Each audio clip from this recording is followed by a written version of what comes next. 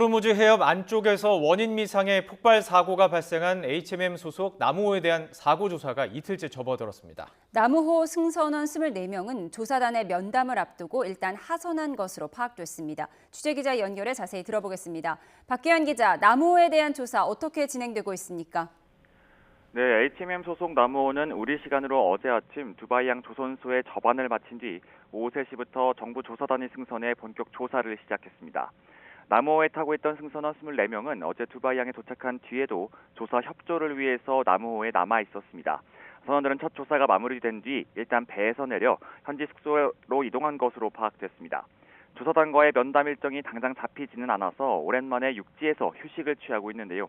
선원들은 이후 면담이 끝나면 수리된 나무호에 다시 탑승할지 아니면 하선해서 귀국할지를 다시 결정하게 됩니다. 이와 별개로 오늘도 현지에서 날이 밝는 대로 이틀째 조사가 진행됩니다. 조사단은 가장 먼저 선체 안팎의 피해 상황을 파악할 것으로 보입니다. 두바이항에서 포착된 나무호의 모습을 보면 당장 크게 손실된 부분을 찾아보기는 어렵습니다. 겉면이 벗겨지고 구겨지거나 구멍난 곳도 없는 것으로 보이는데요. 충격이 발생한 기관실은 선원 주거 시설보다도 더 밑에 위치해 있어서 사실상 해수면 아래 잠겨 있는 셈입니다. 이 때문에 실제 외부 충격에 의한 선체 손상이 있는지 또 피해 규모는 얼마나 되는지 맨눈으로 확인할 수는 없습니다. 그래서 수중 드론이나 잠수사 등을 투입해서 기관실 좌측 충격 부위를 먼저 살펴보고 추가 조사가 필요하다면 드라이도크로 올려서 조사를 더 벌일 것으로 예상됩니다. 조사단은 이와 함께 기관실 내부도 확인할 것으로 보이는데요. 사고 당시 화재 진압을 위해 사용한 이산화탄소를 밖으로 빼내는 작업이 어제 이뤄졌습니다.